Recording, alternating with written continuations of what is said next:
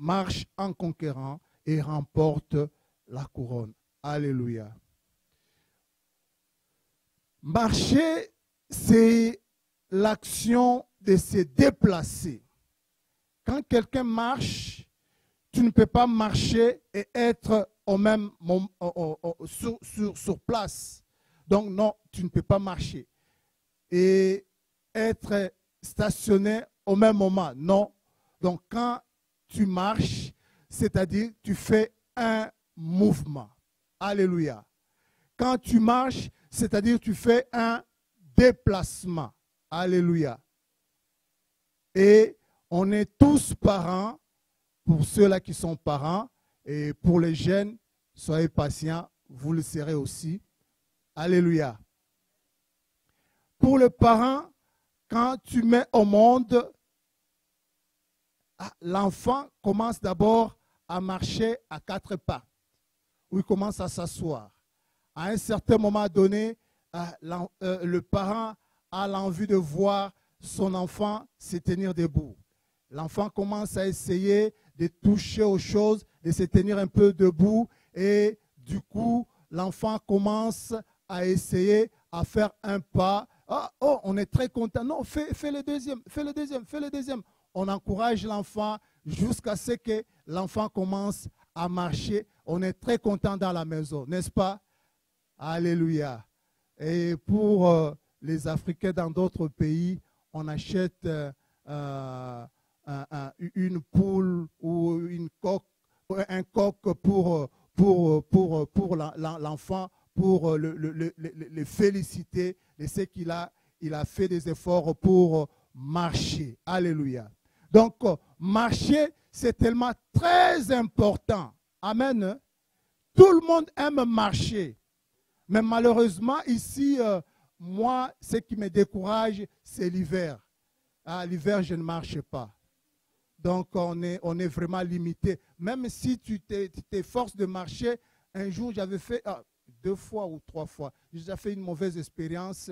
Je suis sorti pour marcher et puis la glace m'a surpris et je suis tombé. Alors, à ce moment-là, quand je marche sous le verre, même si je porte des bottes, je suis toujours prudent. Je marche lentement, donc c'est pas bon. Alléluia. Et le froid, ça gêne un peu. Mais marcher, c'est quelque chose de bien. Et même sous le plan de notre santé, ça nous procure beaucoup de bienfaits. Alléluia. Tu ne peux pas avoir la force de courir, mais si tu marches même 30 minutes par jour, ça va te procurer beaucoup de bien dans ta santé. Alléluia. Dieu nous demande de marcher. Mais il ne demande pas de marcher comme n'importe comment. Mais il nous demande de marcher en conquérant. Alléluia. Conquérant, c'est-à-dire que c'est quelqu'un qui fait ou qui a fait des conquêtes. Alléluia. Si on parle de conquêtes, on va des combats, on va des batailles, on va à un champ de guerre. Alléluia. Mais ici, on ne parle pas des conquérants dans le sens de combats comme la guerre qu'on est en train de voir entre Israël et Palestine. Mais ici, on parle des conquérants comme un athlète, comme un sportif. Quand un sportif marche en conquérant, c'est-à-dire c'est quelqu'un qui part compétir. Donc, quand il part compétir, il y a des médailles, il y a des couronnes qu'on doit lui décerner. Alléluia. Mais notre Dieu aussi veut que nous puissions marcher en conquérant. Non seulement nous allons marcher en conquérant, nous allons gagner ou nous allons remporter des couronnes.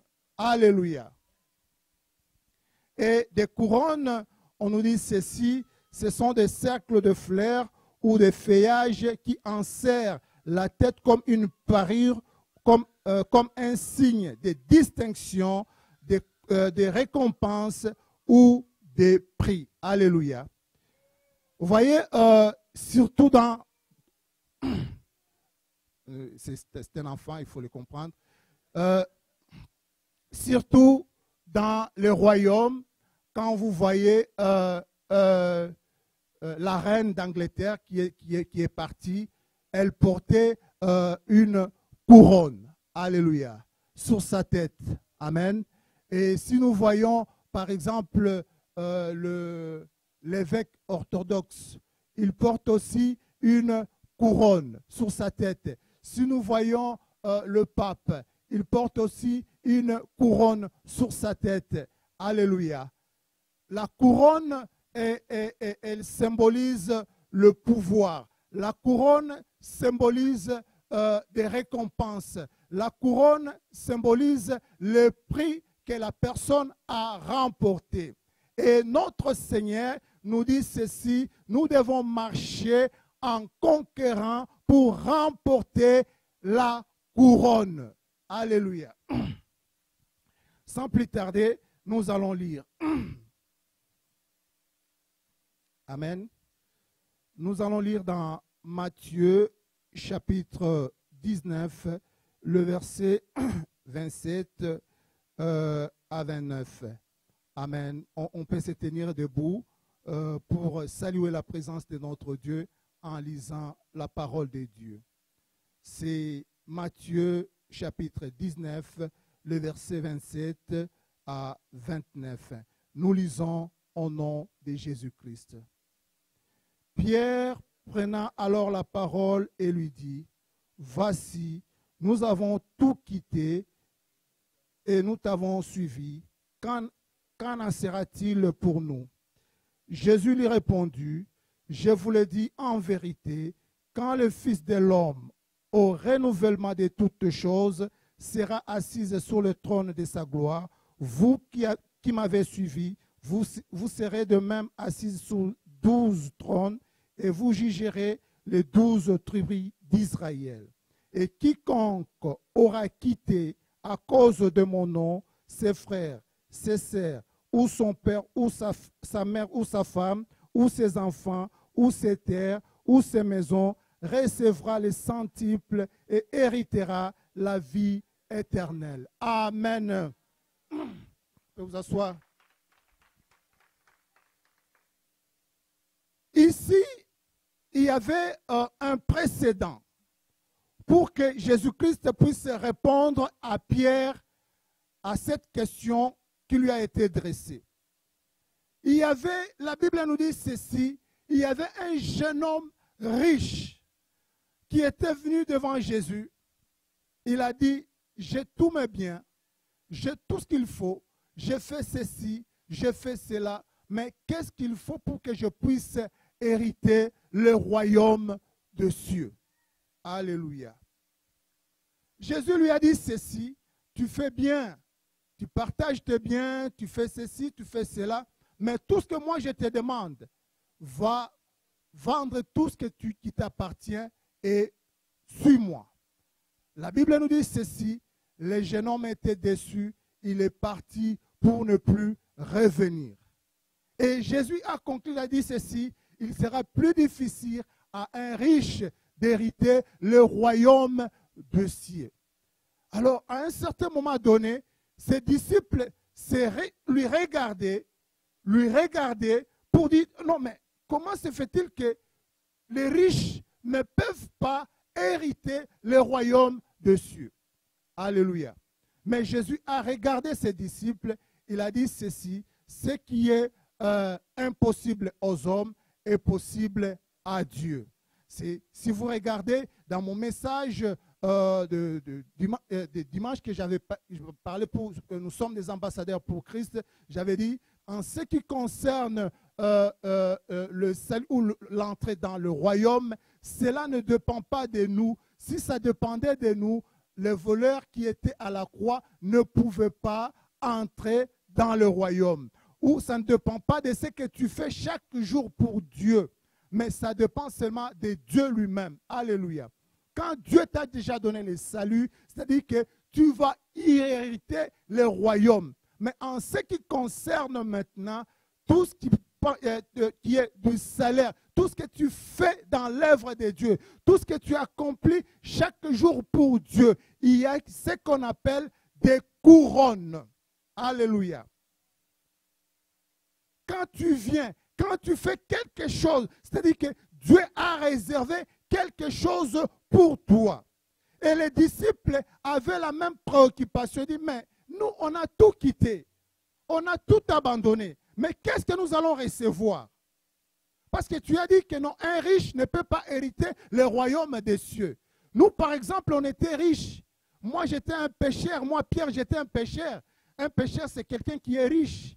Lui, c'est seulement son filet, son petit bateau. Il entre sur la mer, il jette, il trouve le poisson, il vend, il trouve de l'argent.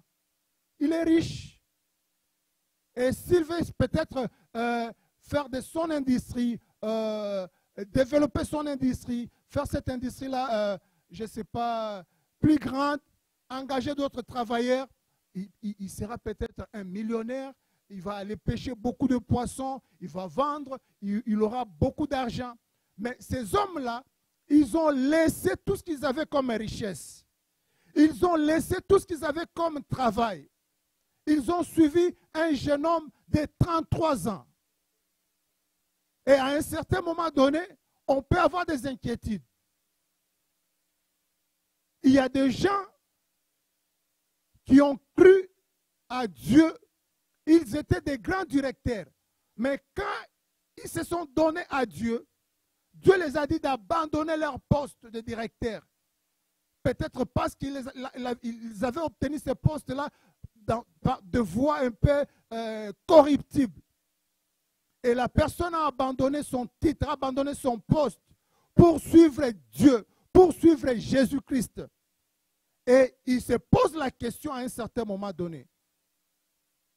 En marchant avec lui, il dit non mais j'ai abandonné mon travail. J'ai abandonné mes biens. J'ai abandonné tout ce que je faisais. Mais qu'est-ce que je vais recevoir? Jésus a regardé Pierre comme ça. Il a dit non mais Pierre, tout ce que tu as abandonné, il a commencé par deux choses. Il a dit ceci, tout ce que tu as abandonné, il y a deux choses que je peux vous donner. Donc, vous avez des récompenses. D'abord, ici sur la terre, et vous avez aussi des récompenses célestes. Alléluia. Ah, là, ça a apaisé Pierre. Il dit, ah, donc il dit, lorsque moi, je serai rétabli,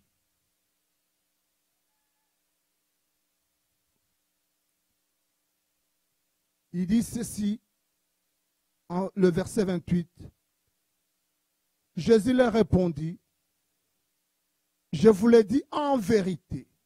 Donc, ce n'est pas le mensonge, Pierre. C'est la vérité.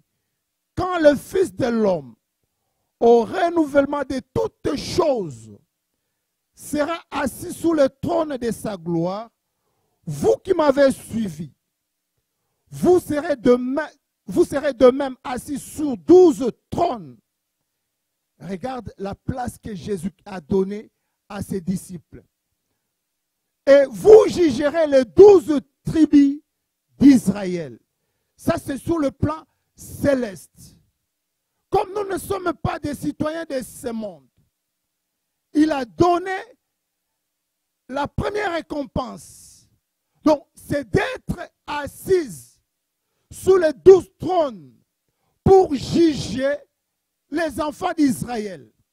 Alléluia. Il ne s'est pas arrêté par là. Il dit, quiconque aura quitté. Alléluia. Ça maintenant, ce sont des récompenses terrestres. Il dit, si tu as quitté ta mère, tu as quitté ton père, tu as quitté tes enfants, tu as quitté ton travail, tu as quitté, je ne sais pas, tout ce que tu faisais, tu as quitté le mensonge, tu as quitté la drogue, tu as quitté, tu as tout abandonné pour suivre Jésus. Il dit non, mais tu n'as pas quitté pour rien. Je vais te donner encore des richesses sur la terre. Donc, c'est-à-dire ceci, tout ce que tu as abandonné, il va te donner cela au centuple. Alléluia. Si tu as quitté, par exemple, tu avais 10 000 $, tu as abandonné ces 10 000 $ là pour Jésus. Non, ça j'ai abandonné, c'est pour Jésus. Mais Jésus te dit ceci, non mais mon 10 000 là, ton 10 000 là que tu as abandonné, donc je vais te donner ça au centuple. C'est-à-dire que tu auras, je ne sais pas, 100 000 ou 1 million de $. Donc imaginez un peu. Donc tout ce que vous avez abandonné, les richesses, le travail, mais moi Jésus, je vais vous donner au centuple. Alléluia. Donc vous ne devez pas vous inquiéter comme les apôtres se sont inquiétés. Donc c'est-à-dire qu'en Jésus, nous avons la richesse céleste et nous avons aussi la richesse terrestre. Alléluia. Mais quitter, c'est quoi? La plupart des gens ont des difficultés comme ces jeunes hommes riches. Quand on vient à Jésus, ce qu'il nous demande, c'est de quitter. Alléluia. Abraham, Dieu lui avait dit de quitter son père, sa mère, sa patrie. Alléluia. Toute personne, si tu veux plaire à Dieu, la première chose à faire, c'est de quitter. Amen.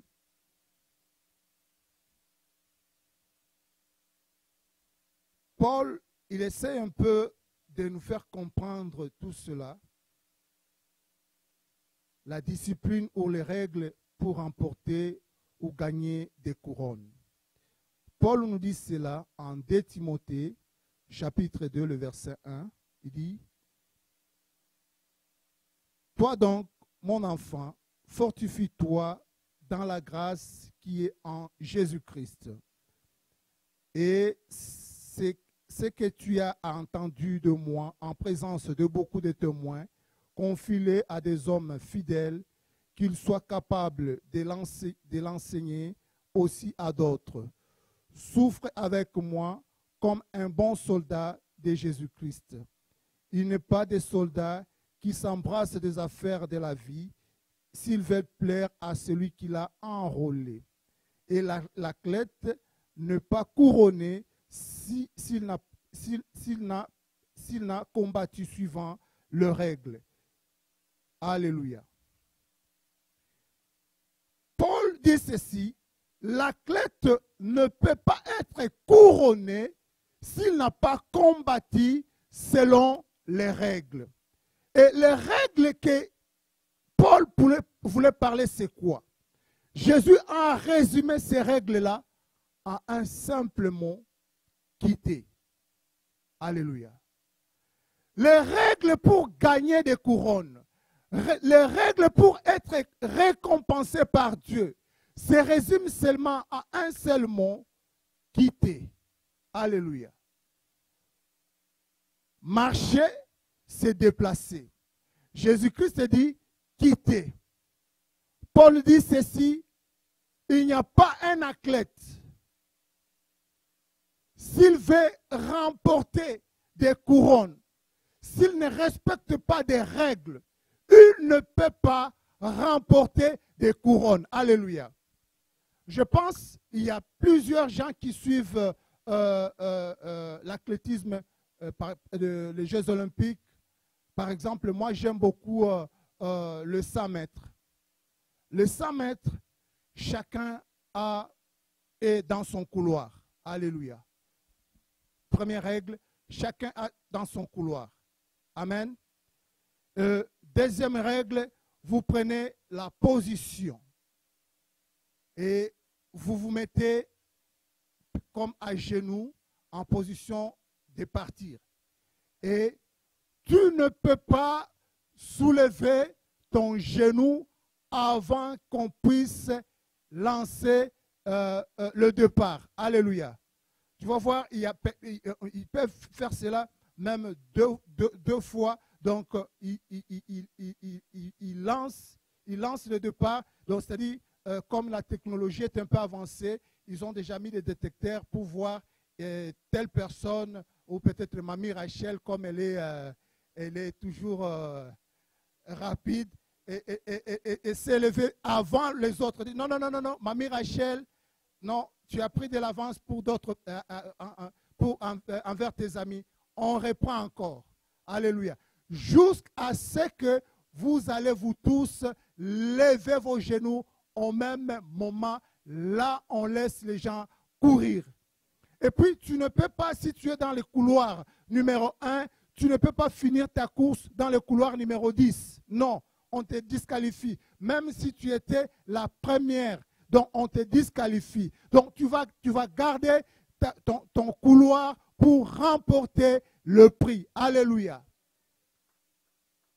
Amen. Donc, il y a les règles pour gagner des couronnes de ce monde. Et ces couronnes de ce monde, ce sont des couronnes périssables. Ce sont des couronnes qui sont fragiles. Mais les gens de ce monde établissent des règles pour que la personne puisse les remporter. Bien que tu les remportes, ça te donne la joie, ça te donne la gloire, ça te donne le succès. Mais sache que ces couronnes-là sont destructibles ou sont périssables ou sont fragiles. Alléluia. Mais il y a des vraies couronnes, des couronnes que nous allons remporter pour aller au ciel. Alléluia. Et nous allons voir ces couronnes-là.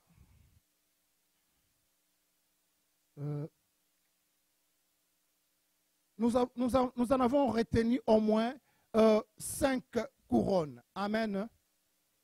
La première couronne qu'on va voir, nous avons intitulé ça la couronne incorruptible. Alléluia.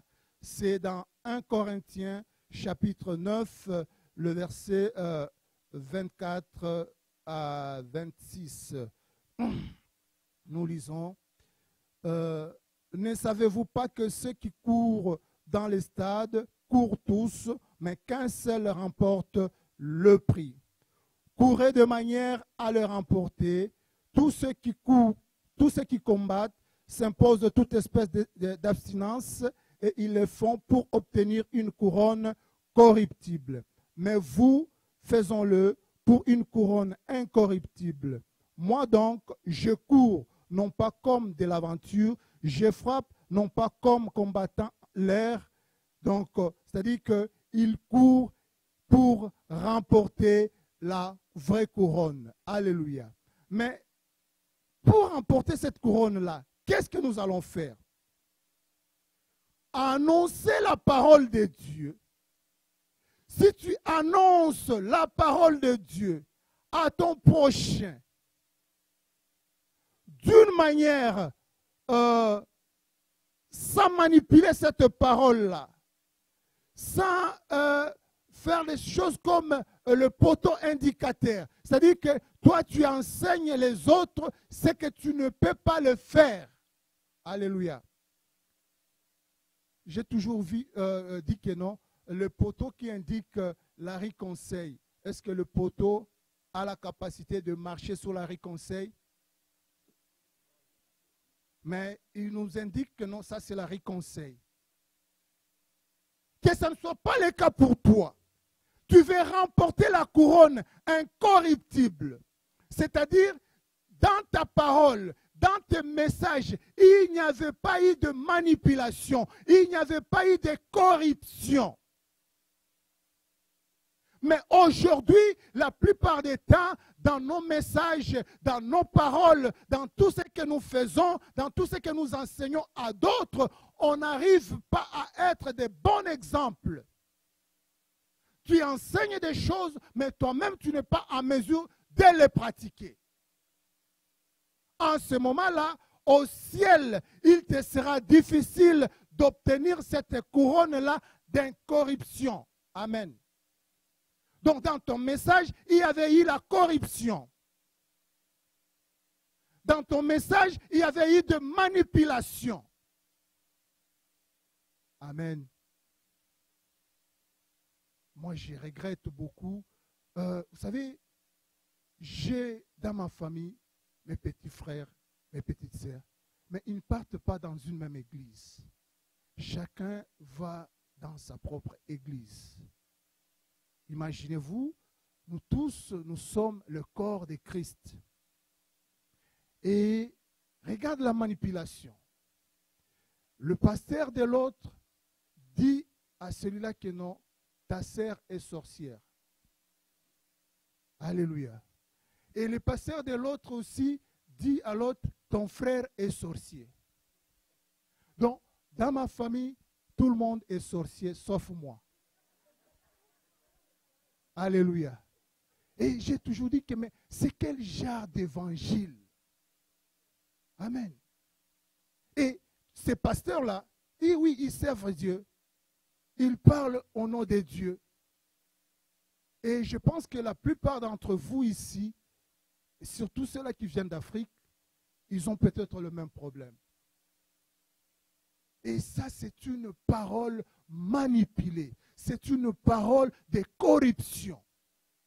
Moi, j'ai toujours dit ceci. Mon Dieu est plus fort que les sorciers. Mon Dieu est plus fort que le magicien. Mon Dieu est plus fort que tout ce que vous pouvez me présenter comme les occultistes. Amen. Je ne peux pas dire à quelqu'un que non, ta mère est sorcière, sépare-toi de ta mère. Non, je ne peux pas. Parce que je sais que non, c'est ta mère elle-même, elle va te fuir, ou c'est ton frère, si réellement il est sorcier, à cause de ton Dieu, à cause de la puissance de ton Dieu, il va te fuir. Ce n'est pas à toi qui dis que non, le nom de Jésus-Christ est au-dessus de tous les noms. Mais tu commences à fuir les sorciers, tu commences à fuir les occultistes. Non, mais quel évangile? C'est de la manipulation. Tout simplement, tu veux gagner de la confiance afin que la personne puisse commencer, je ne sais pas, à t'aider financièrement, à se séparer de sa famille et à s'attacher à toi. Non, mais ce n'est pas ça. Si Dieu veut t'élever, si Dieu veut te bénir, il va le faire. Élie a été nourri par les corbeaux. Alléluia. Dieu est capable de susciter, si tu es son enfant, si tu es son serviteur, il est capable de susciter n'importe qui pour prendre soin de toi. Alors toi, annonce la vraie parole de Dieu. Et pour recevoir la récompense qui est la couronne incorruptible. Alléluia. On a une couronne à ça. Et dès que nous parlons la vraie chose, la vérité de Dieu, on a une couronne. Il y a la couronne de justice. Dans 2 Timothée, chapitre 2. Non, 2 Timothée, chapitre 4. Il dit ceci. J'ai combattu le bon combat, j'ai achevé la course, j'ai gagné, j'ai gardé la foi. Désormais, la couronne de justice m'est réservée. Alléluia. Bien-aimé, c'est formidable. Juste garder la foi. Si tu gardes la foi, la Bible dit ceci, la couronne de justice t'est réservée. Gardons la foi. La foi est tellement capitale. La foi est tellement importante. Dieu nous a sauvés. C'est à travers la foi en Jésus-Christ que nous sommes sauvés. La foi est importante. C'est dommage. Il y a des choses que nous voyons. Il y a des choses de ce monde qui peuvent faire en sorte que la personne qui était sauvée a perdu aussi la foi en Dieu. Il y a d'autres personnes, ils ont perdu la foi à cause seulement de tout ce que j'ai parlé tantôt. Il est tombé dans de mauvaises mains. Et déçu, au lieu de garder la foi, il a perdu la foi. Bien-aimé, laisse-moi vous dire ceci. La foi que tu as eue, ce n'est pas à cause d'un homme. Nous avons cru parce qu'il y a un homme qui s'est sacrifié pour toi et pour moi. C'est pourquoi nous avons cru en Dieu. Et si moi je te déçois et que tu quittes la foi à cause de moi, tu ne connais pas ton Dieu. Ce n'est pas moi qui est mort pour toi à la croix. Il y a une seule personne qui est morte pour toi à la croix. C'est Jésus-Christ de Nazareth. Alors si Jésus te déçoit, là tu pourras quitter la foi. Mais si Jésus n'était pas encore déçu, mais pourquoi tu vas abandonner la foi? Et la Bible nous dit ceci, si tu gardes la foi jusqu'à la fin, tu auras la couronne de ce que tu as gardé. Alléluia. Je suis en train de m'imaginer, je n'ai jamais été au ciel, je suis en train de m'imaginer comment est-ce que ça est. Donc, c'est-à-dire ceci, il y a, la couronne est là. Donc, toute personne, je m'imagine, ne dis pas que non, c'est la vérité. Non, non, ce n'est pas la vérité. Donc, je m'imagine. Donc, Dieu nous a confectionné la couronne.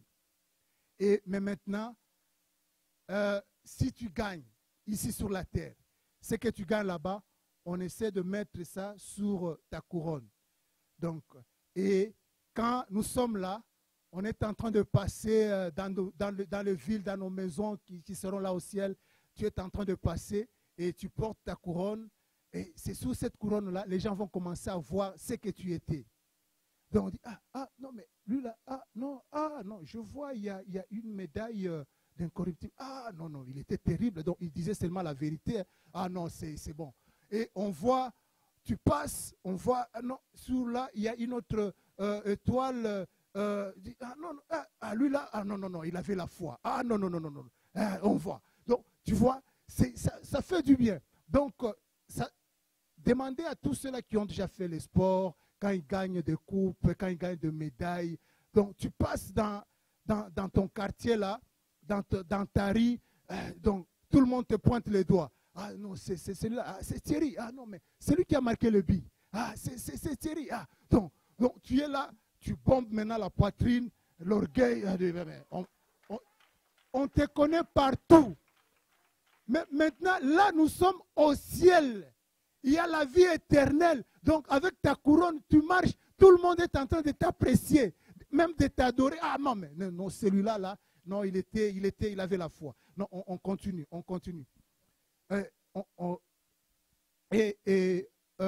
Nous sommes maintenant dans la joie. La joie. Et Néhémie dit dans le chapitre 8 et 10, le chapitre 8 et le verset 10, nous allons lire seulement le dernier paragraphe qui dit « Car la joie de l'Éternel sera votre force. » Alléluia. Mais il dit « La joie de l'Éternel sera votre force. » Mais qu'est-ce qui va donner, tu vas faire en sorte que Dieu puisse être dans la joie. Voyons. Jésus-Christ lui-même est en train de dire cela en Luc chapitre 15, le verset 7, il dit « De même, je vous l'ai dit, il y aura plus de joie dans les cieux pour un seul pécheur qui se répand. » Alléluia. Voilà. Donc, Néhémie est en train de dire que non, la joie de Dieu sera votre force. Mais Jésus est en train de dire ceci, il y aura plus de joie au ciel si un seul pécheur se répand. Pour que Dieu puisse être content de toi, puisse être joyeux de toi, qu'est-ce qu'il faut faire? C'est d'aller annoncer la parole qui sauve, la parole qui apporte le salut. Lorsque un pécheur va se repentir, alors Dieu sera dans la joie. Et Néhémie dit ceci, la joie de l'Éternel sera votre force. Alléluia. Imaginez que Dieu est dans la joie et cette joie-là est votre force. Qui va te bouger? Qui va te toucher? Amen. Mais pour que tu puisses avoir cette force-là, que Dieu soit dans la joie, que Dieu soit content de toi, une seule chose, aller annoncer la bonne nouvelle à ton voisin, à ton collègue, à quelqu'un qui est encore dans les ténèbres. Et si cette personne-là se répand, Dieu sera content de toi. Dieu sera joyeux de toi. Et lorsqu'il sera joyeux de toi, et sa joie sera ta force. Et au ciel, en dehors de la terre, donc cette joie-là va t'accompagner, sera ta force. Mais lorsque tu seras au ciel, sur ta couronne, on va encore ajouter une autre étoile qui est la joie. Alléluia. Et lorsque tu passes, les gens voient cette étoile-là, ils disent, ah non, non, non, non, il y a l'étoile de joie. Ah non, cet homme ici, il était terrible. Alléluia. Donc lui, s'il part dans un endroit, il trouve les gens qui sont encore dans les ténèbres, il apportait toujours la lumière. Alléluia. Ça me fait, moi personnellement, est-ce que Dieu, j'ai cette étoile-là, j'ai cette couronne-là de joie? Je me suis toujours posé la question, oui, peut-être vous qui êtes là, parce que Paul est en train de dire quelque chose, il dit ceci dans Philippiens chapitre 4, le verset 1, il dit, c'est pourquoi, mes bien-aimés et très chers, vous qui êtes ma joie et ma couronne. Alléluia. Donc, je pense peut-être que non, j'aurai cette couronne-là à cause de vous. Alléluia. Peut-être à cause de vous. Mais j'aimerais, mon souhait est que je puisse l'avoir aussi en dehors de vous. Alléluia. En dehors de vous, que j'aille annoncer la bonne nouvelle envers le païen, que le païen se répande.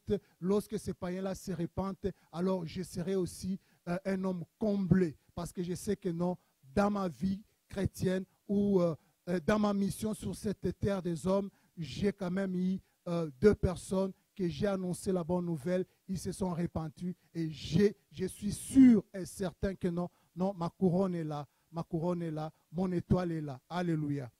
4, pour aller très vite, couronne de gloire, si nous lisons cela dans 1 Pierre chapitre 5, le verset 1, je ne peux pas vraiment, je vais m'appesantir là-dessus. Ça, c'est la façon dont nous qui annonçons la parole de Dieu, nous qui sommes le berger. Alléluia. Le berger, ce n'est pas seulement dans le sens que non, le pasteur Mathieu, le pasteur Victor, le pasteur Alain, le pasteur Koné. Non, le berger, même toi, tu es berger dans ta famille, tu es berger, tu prends soin peut-être d'une personne que tu avais annoncé la parole de Dieu. Mais il faut faire attention à la façon dont tu l'annonces, la parole de Dieu. Il ne faut pas prendre le dessus sur la personne. Il ne faut pas exercer de ton autorité, de voir comme si toi tu es devenu un super homme, quelqu'un qui a l'autorité sur toutes les personnes. Non, mais vous êtes le peuple de Dieu. Vous n'êtes pas mes peuples à moi. Moi, je suis qu'un simple berger qui est censé de vous donner la parole de Dieu, qui est la nourriture spirituelle, afin que vous puissiez grandir pour qu'un jour, on puisse se rencontrer au royaume. Alors, tout berger, vous devez faire très attention de la manière dont vous prenez soin de vos brebis. Alléluia. Que ce soit dans la maison, on est des bergers, même des bergères. Donc, on essaie de prendre soin de nos enfants et en les annonçant la parole de Dieu et la façon dont nous les annonçons la parole de Dieu, la Bible nous dit ceci, il y a une couronne de gloire qui nous attend. Il y a aussi le 5e, la couronne de vie qui est là. Jacques, le chapitre 1, le verset 12, et il nous dit ceci, « Heureux l'homme qui supporte patiemment la tentation, car après avoir été éprouvé, il recevra la couronne de vie que le Seigneur a promis pour ceux qui l'aiment. » Alléluia. dans Apocalypse, le chapitre 2, le verset 10, ne craignez pas ce que tu vas souffrir. Voici le diable jettera quelques-uns de vous en prison afin que vous soyez éprouvés et vous aurez une tribulation de 10 jours. Soyez fidèles jusqu'à la mort et je vous donnerai la couronne de vie. Alléluia. Amen. Là, nous allons parler de quelque chose. Je pense, Jacques a dit tentation, mais Apocalypse, Jean a dit épreuve. Alléluia. Et je pense que c'est toujours dans cette église, j'avais une fois parlé la différence entre l'épreuve et la tentation. Alléluia. La tentation vient du diable. L'épreuve vient de Dieu. Pourquoi Dieu nous éprouve? Il nous éprouve pour augmenter notre foi. Et il ne peut pas nous éprouver au-delà de notre foi. Alléluia. Amen. Mais quand la tentation vient pour nous faire tomber. Alléluia. Et c'est ce que Jacques a dit. La plupart des gens seront tentés. Et lorsque vous allez surmonter cette tentation-là du diable, et la couronne de vie vous sera donnée. Il y a un exemple dans la Bible, notre Seigneur Jésus-Christ. La Bible nous dit ceci: après avoir jeûné 40 jours et 40 nuits, le diable l'a amené dans le désert pour le faire tenter. Alléluia. C'est-à-dire que nous, en tant qu'enfants de Dieu, nous serons tentés par le diable. Et les diables nous tentent dans plusieurs épreuves. Ils peuvent nous mettre dans la prison. Ils peuvent nous mettre dans des situations très difficiles. Tu peux avoir une maladie qui semble être incurable et tu commences à te poser la question: Dieu, tu avais dit à la croix, tu avais dit ceci à la croix, que tout est accompli. Et ta parole me dit ceci: à travers tes maîtrises, nous avons la guérison. Mais pourquoi moi, je n'arrive pas à avoir la guérison? Tu commences à être tenté dans ta foi. Mais la Bible nous dit ceci: de garder et de surmonter cette tentation. Et si nous surmontons cette tentation, la couronne de vie nous est réservée. Alléluia.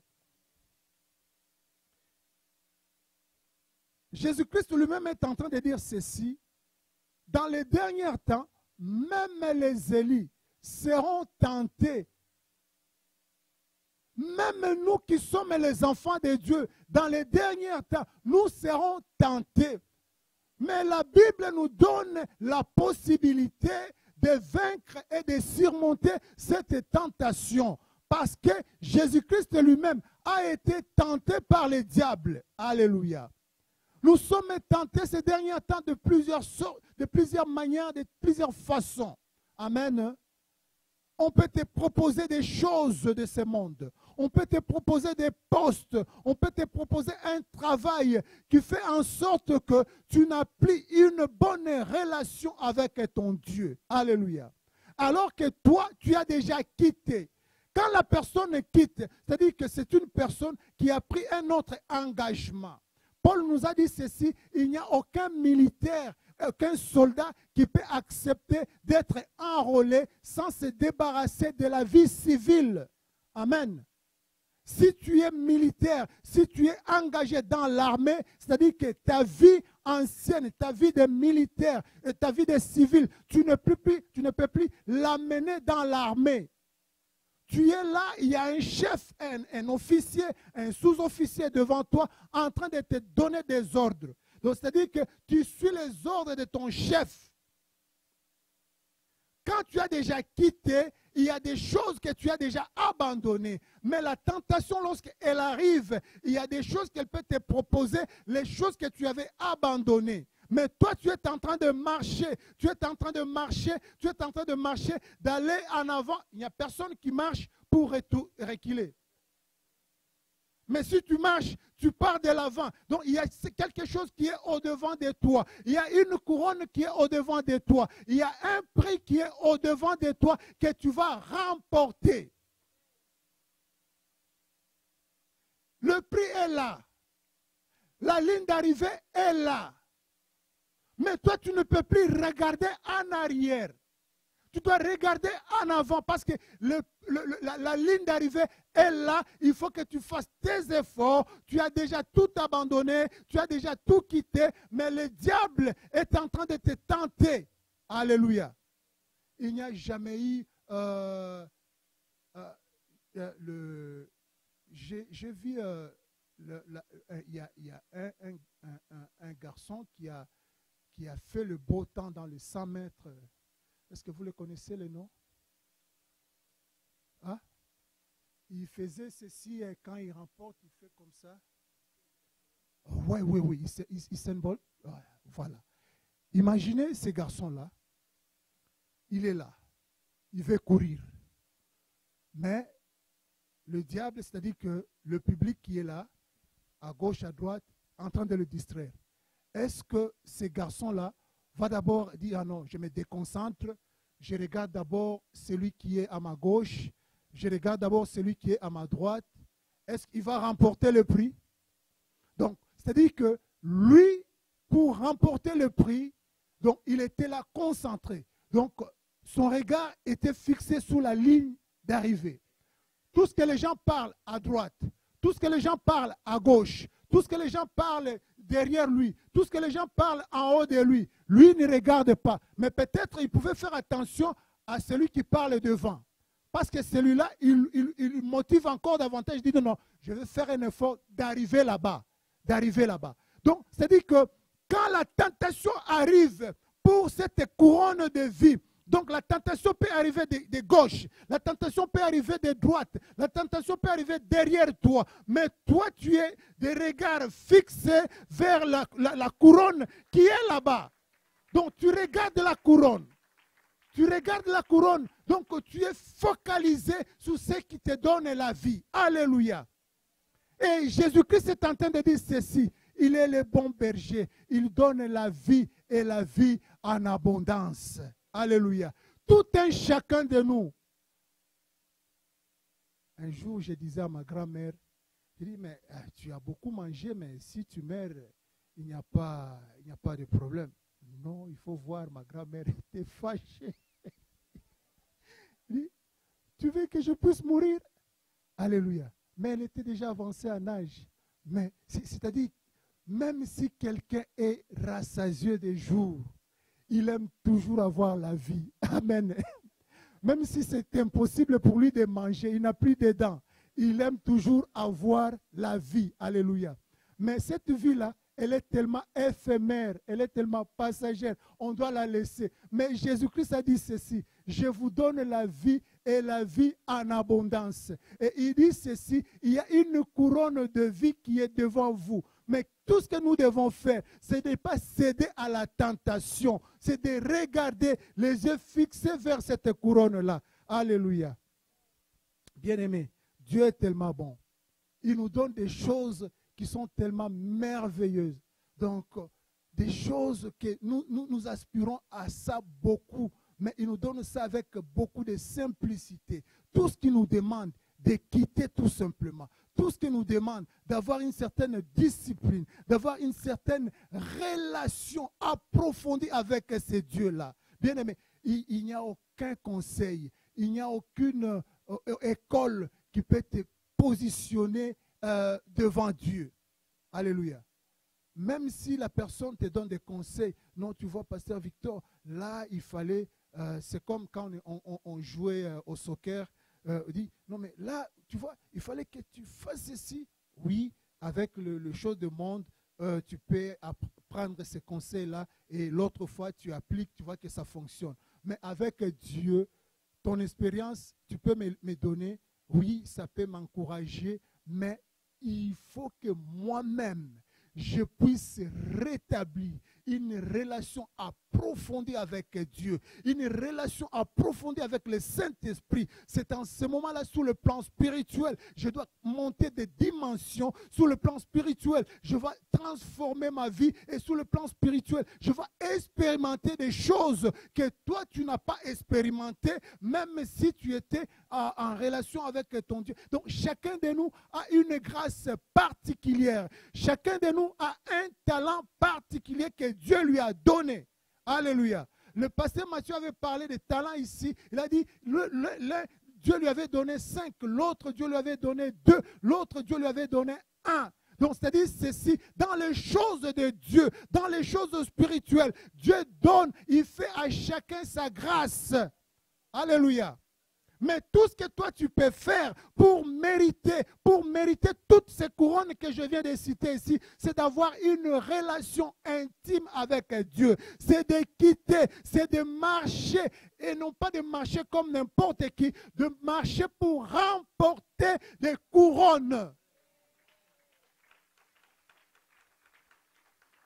Nous servons Dieu, et non pas pour avoir la vie éternelle. Nous servons Dieu pour avoir des couronnes. Alléluia. La vie éternelle, Dieu nous a donné. En acceptant Jésus comme un Seigneur et Sauveur, tu as la vie éternelle. Mais si tu veux avoir la couronne là-dessus, tu veux avoir des étoiles complétées sur ta couronne, il faut que tu marches selon ce que la Bible, selon ce que la parole nous demande de faire. Abandonne la peur. Abandonne les inquiétudes. Abandonne tout ce qui peut t'empêcher de te bloquer. Tu te gênes pour rien. Tu te bloques pour rien. Non, mais moi, je ne suis pas capable de faire ça. Qui t'a dit? Est-ce que le Saint-Esprit t'a dit que non, tu n'es pas capable de faire ça? Est-ce que dans ta Bible, on t'a dit tout simplement que non, pour que tu puisses parler en langue, il faut aller payer de l'argent? Or, dans ta Bible, on t'a dit que non, pour aller évangéliser, il faut aller dans l'école, à l'université Laval, faire la théologie pour aller évangéliser. La Bible ne dit pas ça. Non, pour faire les dons dans la maison de Dieu, il faut avoir des millions. La Bible n'a pas dit de millions ici.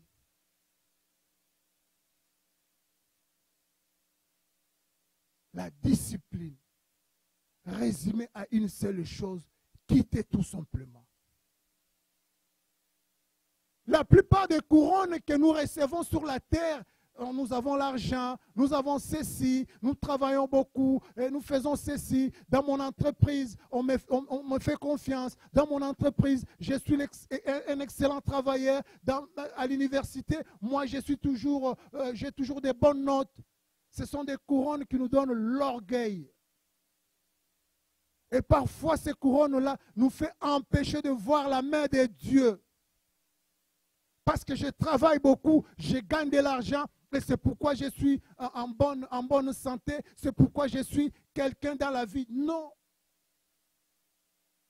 Et ces couronnes-là sont périssables, ces couronnes-là sont fragiles. Tu peux être aujourd'hui tu peux avoir beaucoup d'argent, tu peux avoir ceci, tu peux avoir cela, mais il suffit d'un petit rien, on peut t'arracher tout. Et le travail, tu te bombes la poitrine et tu dis que non, je suis considéré. Mais il y a quelqu'un qui est le propriétaire de cette entreprise-là. Si tu es dans le gouvernement, je ne sais pas si c'est le Premier ministre, le GO, si c'est qui, il peut décider, il prend des décisions, il dit que non, à partir d'aujourd'hui, on dit que telle entreprise est tombée en faillite, on te fait sortir là-bas et tu commences à trimballer encore, à chercher, à envoyer les CV par-ci, par-là. Et la vie change. Donc, c'est-à-dire que toutes les couronnes que tu es en train de chercher dans ce monde, ce sont des couronnes périssables. Ce sont des couronnes fragiles.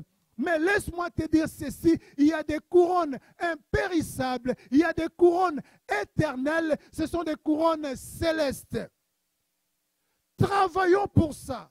Marchons pour ça. Et Dieu nous fera grâce et le Saint-Esprit est là pour nous amener jusqu'à remporter toutes les couronnes que Dieu a préparées pour nous. Que le Seigneur bénisse.